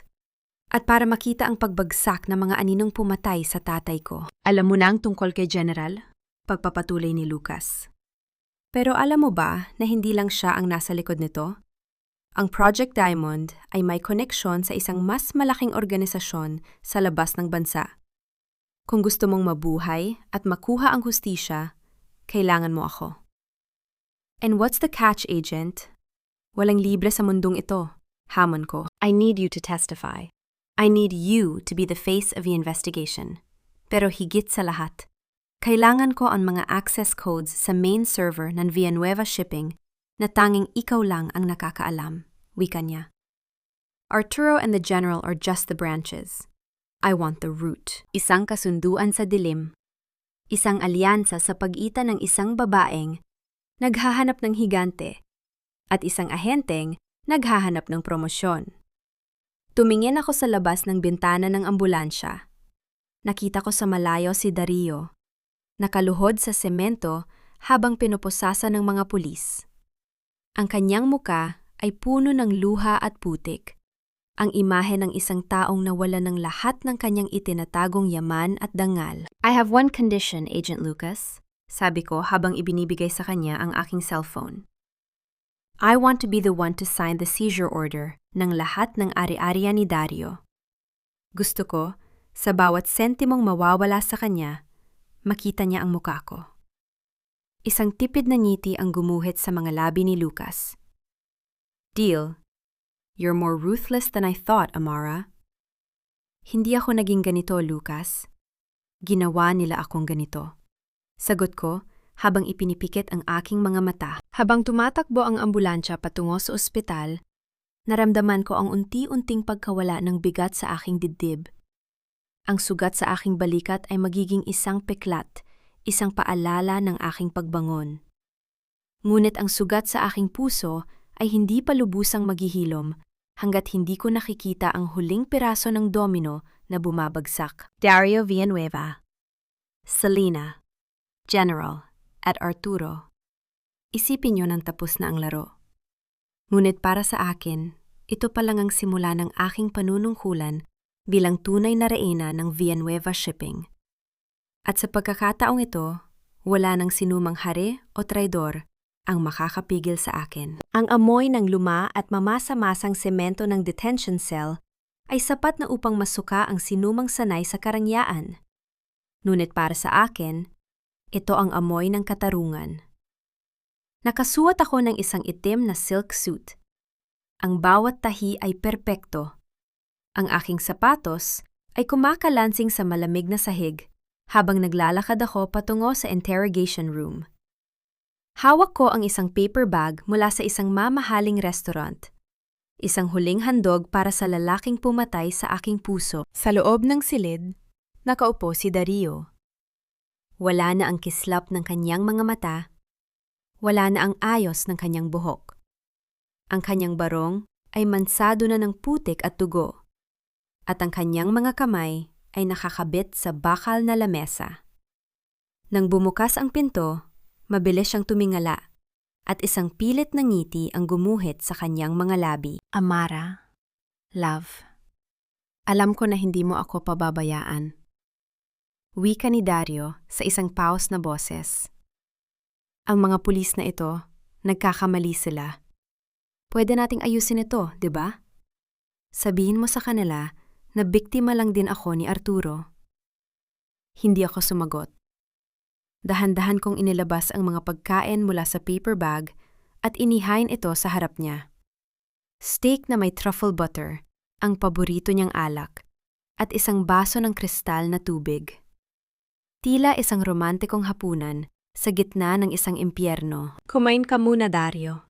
Mukhang hindi ka pa baga-almusal mula nang mahuli ka sa port area. Sabi ko sa isang boses na kasing lamig ng yelo. Umupo ako sa harap niya. Pinagmamasdan ang bawat panginginig ng kanyang mga daliri. Amara, please. I'm sorry. I was desperate. Arturo threatened to kill me if I didn't follow his orders. Patuloy ni Dario habang mabilis na sumusubo ng pagkain. Tila isang hayop na matagal nang nagugutom. But I love you. Everything I did, even the Singapore plan, was just to keep you away from the danger of the investigation. Tiningnan ko siya ng diretso sa mga mata. Love? Ang tawag mo ba sa pagbaril sa balikat ko ay pag-ibig? Ang tawag mo ba sa pag-frame up sa akin bilang drug lord ay proteksyon? Nabigla lang ako, love. I didn't mean to hit you. Tili niya. Ang kanyang mga mata ay nagsisimulang mapuno ng luha. Pero pwede pa nating bawiin ang lahat. I still have the keys to the offshore accounts. We can leave the country, Amara. Just the two of us. We can start over in Europe. Kinuha ko ang aking cellphone at inilapag ito sa lamesa. Pinuksan ko ang isang dokumento at iniharap sa kanya. Ang offshore accounts na sinasabi mo? I don't need the keys, Dario. Because as of 8 a.m. today, the government of Switzerland has frozen those assets under the Anti-Money Laundering Act. You are officially penniless. Napatigil si Dario sa pagguya. Ang kulay ng kanyang muka ay tila naging abo. What? No, that's impossible. Paano mo nalaman ang mga account numbers? Hindi ko lang nalaman, Dario. Ako ang nag-leak ng mga iyon. Sagot ko habang dahan-dahang uminom ng tubig. At may isa pa akong sorpresa. Ang bahay ng mga magulang mo sa probinsya? Ang hacienda na ipinagmamalaki mo? I bought them all from the bank after they were foreclosed last week. You are now my tenant, Dario. At balak ko nang gibain ang mga iyon para tayuan ng isang warehouse ng Villanueva Shipping. Isang malakas na kalabog ang narinig ng ihampas ni Dario ang kanyang mga kamay sa lamesa. You heartless bitch! Matapos ang lahat ng ginawa ko para sa'yo, ito ang ibabalik mo? Matapos ang lahat ng ginawa mo para sirain ako, ito ang nararapat sa'yo. Wika ko, ang boses ko ay nanatiling kalmado, isang katahimikang mas nakakatakot kaysa sa anumang sigaw. Pero huwag kang mag-alala. May paraan pa para hindi ka mabulok sa kulungan ng habambuhay. Ano? Ano ang gagawin ko? Tanong niya na may desperadong pag-asa. Inilabas ko ang isang maliit na kahon mula sa aking bulsa. Sa loob nito ay ang isang pares ng gintong cufflinks. Ang regalo ko sana sa aming anibersaryo. Inilagay ko ito sa harap niya. Suotin mo ito. Arturo is planning to escape tonight via a private plane sa Clark. He's calling you for his final instructions. I want you to answer that call, Dario. I want you to tell him that you've escaped and you're ready to meet him. And then what? Papatayin ako ni Arturo kapag nalaman niyang niloloko ko siya? Sigaw ni Dario. Then choose, Dario. Mamamatay ka sa kamay ni Arturo o mabubulok ka sa kulungang ito habang pinapanood mo ang pagdurog ko sa bawat alaala mo, sabi ko habang tumatayo. The cufflinks have a high-frequency transmitter. We will be listening to every word. Give us Arturo, and the NBI will consider a reduced sentence. Tinitigan ni Dario ang mga cufflinks. Nakita ko ang pagtatalo sa loob ng kanyang isipan. Ang takot kay Arturo laban sa takot sa habambuhay na kadiliman. Sa huli, dahan-dahan niyang kinuha ang mga ito, ang kanyang mga balikat ay bumagsak sa pagsuko. Good choice, Dario, bulong ko. Lumapit ako sa kanya at hinawakan ang kanyang pisingi. Isang huling haplos na tila isang sumpa. Enjoy your last meal as a free man. Because after tonight, you will only be a number in a file. Lumabas ako ng interrogation room nang hindi lumilingon. Sa labas, naghihintay si Agent Lucas. Ang kanyang mukha ay seryoso. Hawak ang kanyang radyo. Nakahanda na ang team sa Clark, Amara. Sigurado ka ba nakakagat si Arturo? Tanong ni Lucas. Arturo is arrogant. He thinks he's the master of the game. Sagot ko, habang isinusuot ang aking sunglasses. He won't be able to resist the chance to tie up the last loose end. At ang huling loose end na yon ay si Dario. Habang naglalakad ako palabas ng presento, ang araw ay nagsimulang lumubog, nagbibigay ng isang kulay dugong liwanag sa kalangitan. Naramdaman ko ang isang kakaibang pakiramdam, isang halo ng kaba at pananabik. Ang huling yugto ng aking paghihigante ay malapit na. Biglang tumunog ang aking cellphone. Isang video message mula sa isang hindi kilalang numero ang pumasok. Nang buksan ko ito, ang aking puso ay tila tumigil sa pagtibok. Sa screen nakita ko si Arturo Salcedo. Ngunit hindi siya nasa loob ng isang eroplano. Nakatayo siya sa harap ng isang pamilyar na pintuan, ang pintuan ng aking bagong tirahan, kung saan naroon ang aking matandang ina. Amara, wika ni Arturo sa video. May hawak na isang mitsa. You shouldn't have turned the sun on, because the sun burns everything it touches. Ang video ay naputol sa tunog ng isang malakas na pagsabog. Hindi ako sumigaw. Hindi ako humagulgol. Ang tunog ng pagsabog mula sa aking cellphone ay tila isang malakas na sampal na nagpabingi sa akin. Ngunit sa halip na mawala ng bait, ang aking isipan ay naging kasing linaw ng kristal. Ang bawat hibla ng aking damdamin ay tila nagyelo. Alam ni Arturo ang aking kahinaan. Ngunit nakalimutan niya ang isang bagay. Isang Villanueva ako. At ang mga Villanueva ay hindi basta-basta sumusuko nang hindi handa ang lahat ng panlaban. Amara! Ang bahay mo! Sigaw ni Agent Lucas habang mabilis na kinukuha ang kanyang baril at sumenya sa kanyang mga tao. Kailangang pumunta doon ang backup team! Huwag, Lucas. Pigil ko sa kanya. Ang aking boses ay hindi nanginig, kahit na ang aking puso ay tila dinidikdik ng takot. Ang nanay ko, inilipat ko na siya sa isang ligtas na pasilidad sa Batangas. Kaninang madaling araw pa lang. Ang bahay na pinasabog niya ay walang laman, kundi ang mga gamit na hindi ko na kailangan. At ang mga pain na inilagay ko para sa kanya. Napatingin sa akin si Lucas nang may halong gulat at paghanga. You expected this? Inaasahan ko ang pinakamasama mula sa isang desperadong aso, Lucas. Sagot ko, habang isinusuot ang aking protective vest. Ngayon, tapusin na natin ito. Arturo is at the port. Alam niyang doon ang huling kuta niya at doon ko rin siya ibabaon. Ang bagyo ay tuluyan ng humagupit sa Maynila. Habang binabaybay namin ang daan, patungo sa Villanueva International Port, ang ulan ay tila mga latigo na humahampas sa katawan ng sasakyan. Ang hangin ay humuhugong, isang nakakatakot na tunog na tila nagmumula sa mga kaluluwang humihingi ng katarungan. Ang daungan, na dating simbolo ng yaman ng aking pamilya, ay tila isang dambuhalang multo sa gitna ng kadiliman. Pagdating namin, nakita ko ang barkong MV Diamond Star. Ang dambuhalang sasakyang pandagat na balak gamitin ni Arturo para sa kanyang huling malaking kargamento. Nakatayo si Arturo sa gitna ng malawak na semento, pinaliligiran ng mga armadong lalaki. Hawak niya ang isang controller, marahil para sa mga pampasabog na itinanim niya sa buong pantalan. Amara! Sigaw ni Arturo. Ang kanyang boses ay nakikipagpaligsahan sa dagundong ng kulog. Akala ko ay abala ka sa pag-iyak sa abo ng iyong ina. You are truly your father's daughter, cold and heartless. Lumabas ako mula sa sasakyan.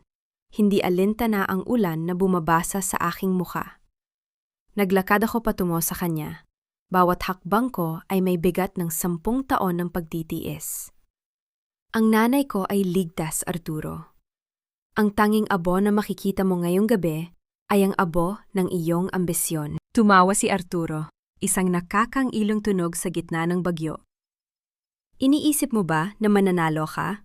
Isang pindot ko lang sa hawak ko, ang buong port na ito ay sasabog.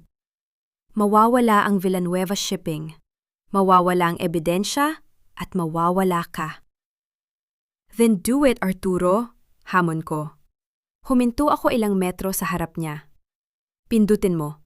Tingnan natin kung ano ang sasabog. Naningkit ang mga mata ni Arturo. Mabilis niyang pinindot ang button sa controller. 1 segundo, 2 segundo. Ngunit walang nangyari. Ang tanging tunog na narinig ay ang paghampas ng mga alon sa pampang at ang malakas na bugso ng hangin. Ano? Bakit hindi gumagana? Sigaw ni Arturo. Paulit-ulit na pinipindot ang device. Dahil ang mga taong inutusan mo magtanim ng bomba? Sila ang mga taong biniyayaan ko ng katapatan nang tinalikuran mo sila dahil sa iyong kasakiman. Sabi ko, habang dahan-dahang itinaas ang aking sariling cellphone. I deactivated your signal 15 minutes ago. At ang kargamentong inaasahan mong magliligtas sa'yo? Hindi yung droga, Arturo. Ang laman ng bawat container sa barkong iyan ay ang mga ebidensya ng lahat ng iyong krimen. Mula sa pagpatay sa tatay ko hanggang sa kudetang binalak mo. Ang mukha ni Arturo ay napuno ng isang matinding takot na hindi ko kailanman nakita sa kanya. Ang kanyang mga tauhan, nang makitang wala na silang alas, ay nagsimulang magbabaan ng mga baril nang pinalibutan sila ng mga tactical team ng NBI at militar. "Dario! Nasaan ang duwag na yon?" sigaw ni Arturo, lumingon sa paligid. "Nasa likod mo!" Ang boses ni Dario ay narinig mula sa isang megaphone. Inilabas siya mula sa isang van, nakaposas, ngunit may dalang galit sa kanyang mga mata. "Pinagkatiwalaan kita, Arturo. Pero balak mo rin pala akong patayin." "Lahat kayo, mga traidor," sigaw ni Arturo. Sa kanyang desperasyon, bumunot siya ng isang maliit na baril mula sa kanyang bulsa at itinutok ito sa akin. Isang putok ang umalingaw-ngaw. Hindi ito nagmula kay Arturo. Ang bala ay tumama sa kamay ni Arturo dahilan upang mabitawan niya ang kanyang baril. Si Agent Lucas, na nakatago sa gilid ng isang container, ay hindi nag-atubiling kumilos. Mabilis na sinugod ng mga ahente si Arturo at pinadapa siya sa basang semento. Lumapit ako sa kanya, dahan-dahan. Tiningnan ko ang lalaking sumira sa aking buhay. Ngayon ay nakadapa at humihingi ng awa sa gitna ng putik. "Para ito kay Papa," bulong ko habang pinagmamastan ko ang bawat patak ng ulan na tumatama sa kanyang muka. "At para ito sa akin." Ngunit sa gitna ng tagumpay, isang kakaibang tunog ang narinig mula sa loob ng barkong MV Diamond Star. Isang mahinang tunog ng mekanismong tumitibok. Isang tunog na hindi nanggaling sa bumbang kontrolado ni Arturo. Ang aking mga mata ay napadako sa isang maliit na monitor sa loob ng command center ng barko na nakikita mula sa aking kinatatayuan. Isang timer. At mayroon na lamang itong 10 segundo. "Amara! Takbo!" sigaw ni Lucas. Huli na. Isang matinding liwanag ang bumalot sa buong pantalan. Hindi ito ang plano ni Arturo.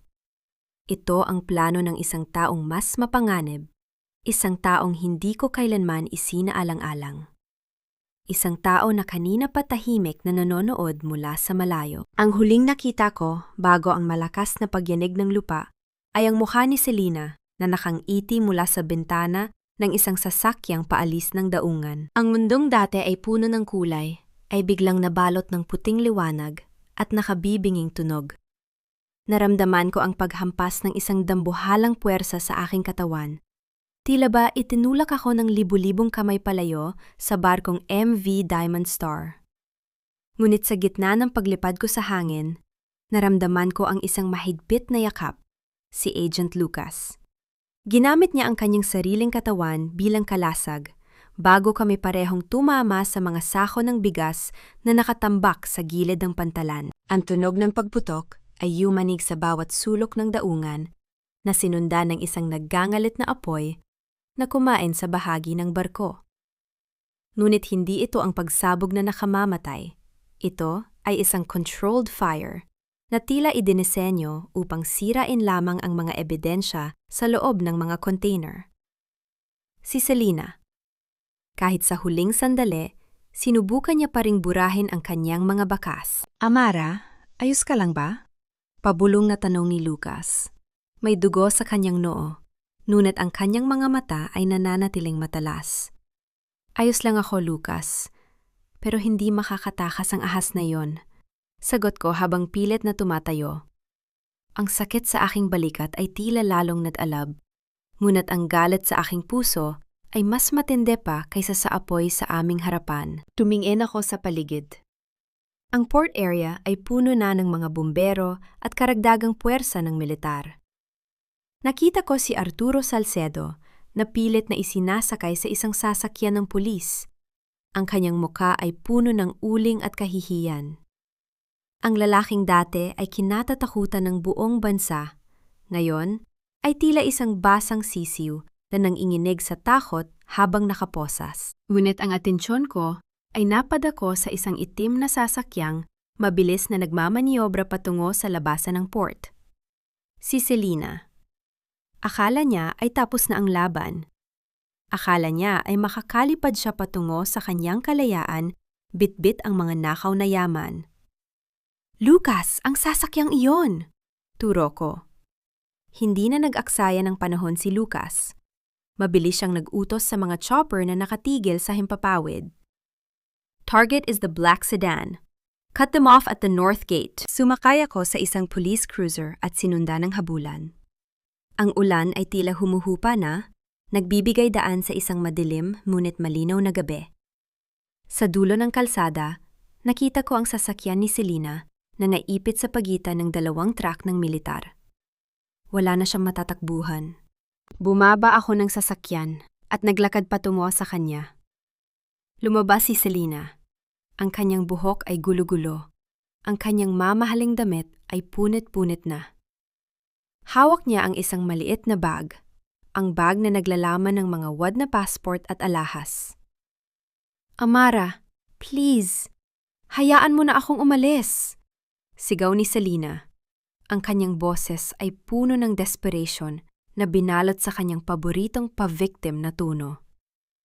Inutusan lang ako ni Arturo. Pinilit ako ni Dario. Ako ang biktima rito. Biktima?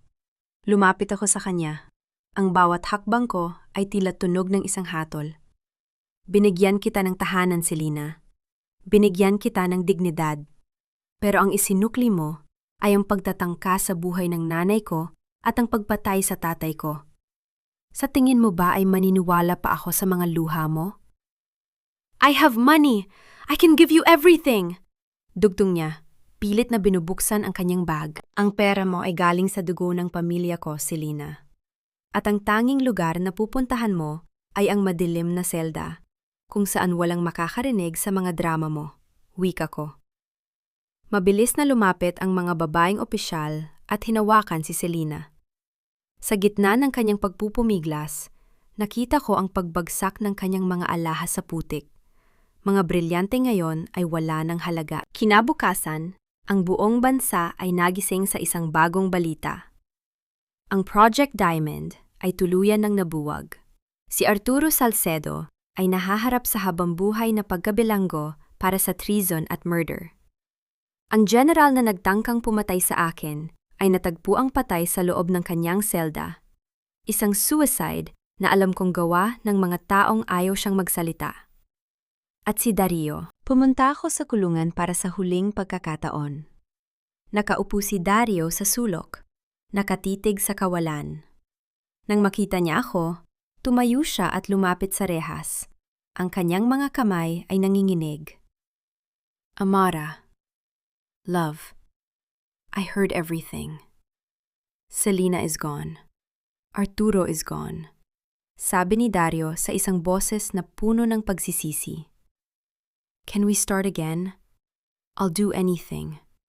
Magiging tapat na ako sa'yo. I'll be the husband you always wanted. Tiningnan ko siya ng may halong pait at awa. Dario, ang asawa na gusto ko ay ang asawang hindi ako ipagpapalit sa pera at hindi ako papatayin para sa ambisyon. Ang lalaking iyon ay hindi ikaw.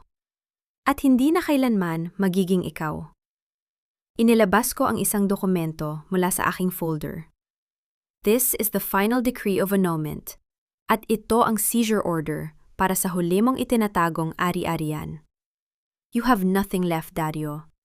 Not even your name. Amara, huwag! Maawa ka sa akin!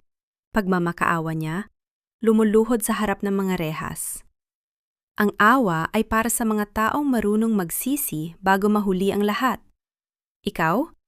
Nagsisisi ka lang dahil nahuli ka, sabi ko habang tumatalikod. Enjoy the silence, Dario. Dahil yan na ang magiging kasama mo sa loob ng mahabang panahon. Paglabas ko ng presinto, sinalubong ako ng mainit na sikat ng araw. Ang hangin ay amoy bago, amoy laya. Naghihintay sa labas si Agent Lucas, nakasandal sa kanyang sasakyan. What's next for the Queen of Villanueva Shipping? Tanong ni Lucas nang may tipid na ngiti. Next? Tiningala ko ang kalangitan. Kailangang linisin ang kumpanya. Kailangang ibalik ang dangal ni Papa. At higit sa lahat, kailangang matutong mabuhay para sa sarili ko. Gusto mo bang ihatid na kita sa Batangas? Ang nanay mo ay naghihintay na, alok ni Lucas. Tumango ako at sumakay sa sasakyan. Habang bumabaybay kami sa kalsada, naramdaman ko ang unti-unting paghilom ng aking mga sugat. Ang apoy ng diamante ay hindi na nagliliyab sa galit. Ito ay nagliliyab na ngayon sa pag-asa. Ang mga gahaman ay bumagsak na. At sa kanilang pagbagsak, isang bagong reyna ang sumikat. Isang reynang hindi na kailanman magpapakababa sa sinumang hari. Ang sikat ng umaga na tumatama sa mga malalaking bintana ng aking opisina ay hindi na kasing bangis ng dati. Wala na ang bigat sa aking dibdib, wala na ang pakiramdam na bawat anino sa sulok ng silid ay may dalang patalim. Ang opisina ng Pangulo ng Villanueva Shipping ay amoy sariwang bulaklak at bagong timplang kape. Isang amoy na sumisimbolo sa isang malinis at bagong simula. Tumingin ako sa malaking larawan ni Papa na nakasabit sa likod ng aking lamesa. Ang kanyang mga mata ay tila nakangiti sa akin. Tila ba sinasabi niyang sa wakas, ang kanyang legacy ay nasa ligtas at matatag na mga kamay. Naibalik ko na ang lahat ng nawalang pondo. Nalinis ang bawat pangalan na nadamay sa Project Diamond. At higit sa lahat, naipakita ko sa buong industriya na ang isang Villanueva ay hindi kailanman susuko. Ma'am Amara, ang mga dokumento para sa bagong partnership sa Singapore ay handa na para sa iyong pirma. Wika ng aking bagong sekretarya, si Maya. Isang matalino at tapat na babaeng pinili ko dahil sa kanyang kakayahan, hindi dahil sa rekomendasyon ng sinumang lalaki. Salamat, Maya. Ilapag mo lang dyan. Sagot ko habang dahan-dahang pinipindot ang aking fountain pen. Sa bawat pirma ko ngayon, alam kong tunay na ako ang may-ari ng aking desisyon.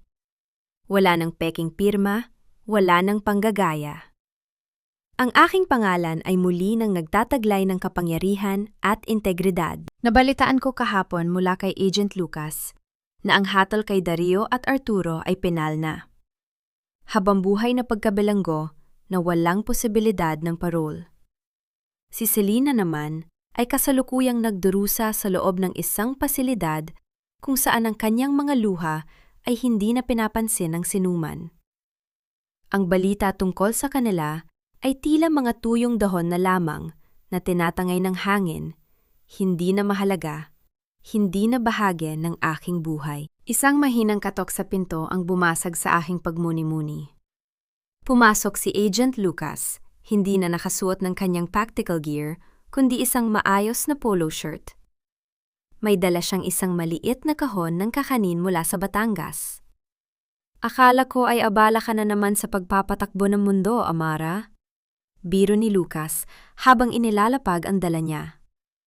Pinapasabi ni nanay mo na huwag mo raw kalimutang kumain. Baka raw mas mabilis ka pang tumanda kaysa sa kanya. Napatawa ako ng mahina, isang tunay at malayang tawa. Salamat, Lucas. Pakisabi kay nanay na uwi ako sa weekend. Gusto kong makita ang mga bagong tanim na rosas sa harden. Pupunta rin ako doon, dagdag ni Lucas, at may kakaibang kislap sa kanyang mga mata na nagparamdam sa akin ng isang banayad na init. Isang pakiramdam na hindi ko naisip na mararamdaman ko muli. Gusto kong siguraduhin na ang pinakaimportanteng kliyente ng NBI ay palaging ligtas. Kliyente lang ba, Agent Valeriano? Tanong ko ng may halong pananukso. Siyempre, higit pa doon. Pero alam kong ang isang Amara Villanueva ay hindi nangangailangan ng tagapagligtas. Mas gusto ko lang na maging kasama mo sa panonood ng iyong tagumpay. Sagot niya ng may paggalang at paghanga. Tumayo ako at lumakad patungo sa balkonahe ng aking opisina na nakaharap sa Manila Bay. Mula rito, nakikita ko ang mga dambuhalang barko ng Villanueva Shipping na dahan-dahang lumalabas ng daungan, patungo sa iba't ibang dulo ng mundo. Ang bawat barko ay tila isang bahagi ng aking pagkatao na muling nabuo at naging mas matatag. Hindi naging madali ang aking paglalakbay. Nawalan ako ng tiwala, nasugatan ang aking katawan, at nadurob ang aking puso. Ngunit sa bawat piraso ng pagkawasak na iyon, Nakabuo ako ng isang bersyon ng aking sarili na kasing tigas ng diamante at kasing liwanag ng apoy. Hindi na ako ang babaeng kamatsil na madaling baluktutin. Ako na ang reyena ng sarili kong kaharian. At sa bagong bukas na ito, wala nang sinumang traidor o kaaway ang makakapagpalunod sa akin muli. Dahil ngayon, alam ko na ang aking tunay na halaga, isang halagang hindi kayang bayaran ng anumang yaman, at isang lakas na hindi kayang tibagin ng anumang bagyo. Huminga ako ng malalim. Ninanamnam ang amoy ng dagat at ang init ng araw sa aking muka. Ang nakaraan ay naging isang mahalagang aral. Ang kasalukuyan ay isang matamis na tagumpay, at ang hinaharap ay isang malawak na karagatan. Nahanda ko ng layagin ng walang takot. Ako si Amara Villanueva, at ito ang aking bagong simula. 1 taon na ang lumipas.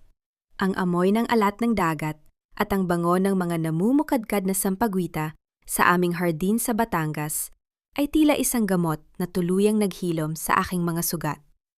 Nakaupo ako sa isang tumba-tumba sa beranda. Pinapanood ang aking ina na masayang nagdidilig ng kanyang mga halaman. Wala na ang takot sa kanyang mga mata. Pinalitan na ito ng isang katahimikang matagal naming ipinagkait sa aming mga sarili. Madalas akong tanungin ng mga tao sa mga interview. Amara, napatawad mo na ba sila? Ang sagot ko ay palaging isang tipid na ngiti. Ang pagpapatawad ay hindi nangangahulugang kailangan mong kalimutan ang ginawa nila o hayaan silang muling makapasok sa iyong buhay. Para sa akin, ang tunay na pagpapatawad ay ang pagpapakawala sa bigat ng galit na dating nagpapatakbo sa aking sistema. Hindi ko pinatawad si Dario dahil karapat-dapat siya. Pinatawad ko siya dahil ang aking puso ay hindi isang selda para sa mga alaala ng kanyang kataksilan. Sila ay bahagi na lamang ng isang madilim na kabanata na tapos na, at ang kanilang parusa ay hindi na sa aking mga kamay, kundi sa likod ng matitigas na rehas at sa ilalim ng bigat ng kanilang sariling budi. Nahanap ko na ang aking kapayapaan. Isang kapayapaang hindi nakadepende sa isang lalaki, sa isang titulong asawa, o sa dami ng para sa bangko. Ito ay ang kapayapaan ng isang babaeng marunong tumayo sa sarili niyang mga paa, marunong lumaban kapag kailangan, at marunong tumalikod kapag ang isang sitwasyon ay hindi na nakakatulong sa kanyang paglago. Dumating si Lucas. Dalang 2 baso ng malamig na iced tea. Hindi siya nagsalita. Tumabi lang siya sa akin at tumanaw din sa malawak na asul na dagat. Ang aming ugnayan ay hindi kailanman naging mabilis o mapusok.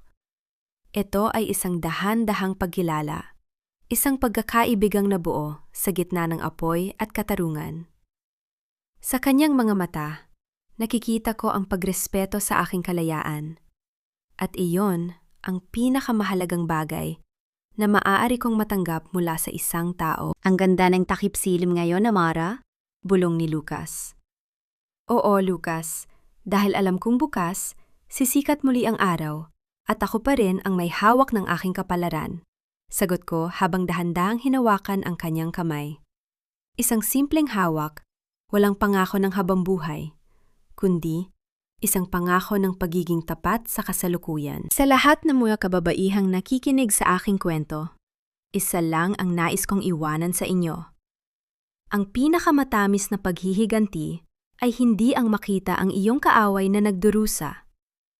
Ang pinakamatamis na paghihiganti ay ang makita ang iyong sarili na muling nagniningning, mas matatag, mas matalino, at mas malaya kaysa noong bago ka nila sinubukang durugin. Huwag kayong matakot sa apoy. Ang ilang mga brilyante ay nabubuo lamang sa ilalim ng matinding init at presyon. At kapag natutunan niyo ng pahalagahan ang inyong sariling liwanag, wala nang sinumang anino ang muling makakapapadilim sa inyong mundo. Ako si Amara Villanueva, at sa wakas, tapos na ang aking pakikipagdigma. Ang natitira na lamang ay ang aking pagsikat.